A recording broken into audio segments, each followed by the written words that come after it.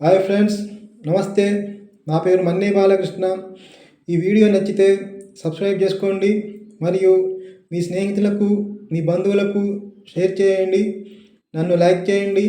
ఇకపోతే విషయంలోకి వస్తే తత్వబోధ. ఒకరోజు జ్ఞానానంద స్వామీజీ తన శిష్యులకు తత్వబోధ చేస్తున్నారు. ఇప్పుడు నేను మీకు ఒక కథ చెబుతాను, సావధానంగా వినండి. అనిల్, పవన్ ఇద్దరు మంచి మిత్రులు 10వ తరగతి చదువుతున్నారు. ఒకరోజు ఇద్దరు ఇంటి నుంచి పాఠశాలకు వెళుతుంటే దారిలో చిలక జోస్యం చెప్పేవాడిని చూశారు. జ్యోతిష్యం చెప్పించుకోవాలని ఆయన దగ్గరకు వెళ్ళారు. అనిల్ జ్యోతిష్యుని ముందు కూర్చున్నాడు. జ్యోతిష్యుడు పంజరం తలుపు తెరిచాడు. చిలుక బయటకు వచ్చి అక్కడున్న ఒక్కొక్క పత్రాన్ని చూసుకుంటూ వెళ్ళి చివరకు ఒక పత్రం తీసి జ్యోతిష్యుని చేతిలో పెట్టింది. ఆ పత్రాన్ని చదువుతూ జ్యోతిష్యుడు, "నువ్వు 10వ తరగతి పాస్ అవుతావు" అని చెప్పాడు. ఆ మాటతో అనిల్ తెగ సంతోషపడ్డాడు. తర్వాత పవన్ జ్యోతిష్యుని ముందు కూర్చున్నాడు. చిలుక తీసిచ్చిన పత్రాన్ని చదువుతూ జ్యోతిష్యుడు, "నువ్వు 10వ తరగతి తప్పుతావు" అని చెప్పాడు. దాంతో పవన్ ఎంతో బాధపడ్డాడు. నెలలు గడిచాయి.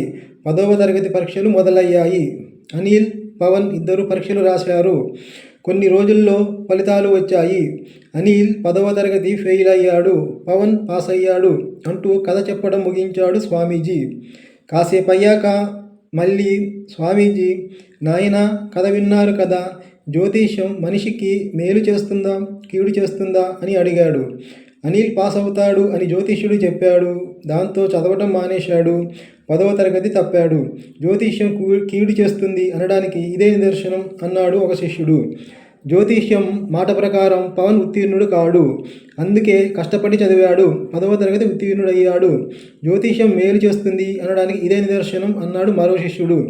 ఇంతలో ఇంకో శిష్యుడు కలగజేసుకుంటూ, "జ్యోతిష్యం మనిషికి మేలు చేయదు, అలాగే కీడు కూడా చేయదు. మనిషికి ముందు చూపును ఇస్తుంది.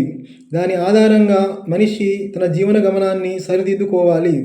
అనిల్ 10వ తరగతి తప్పడానికి కారణం అతని సోమరితనమే తప్ప జ్యోతిష్యం కాదు.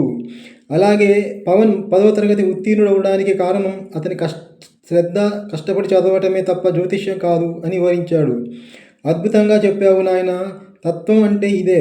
ఏ విషయంలోనైనా అంతర్గతంగా దాగి ఉన్న అసలు స్వరూపాన్ని తెలుసుకోవడమే తత్వం" అంటూ శిష్యుడిని మెచ్చుకున్నాడు స్వామీజీ.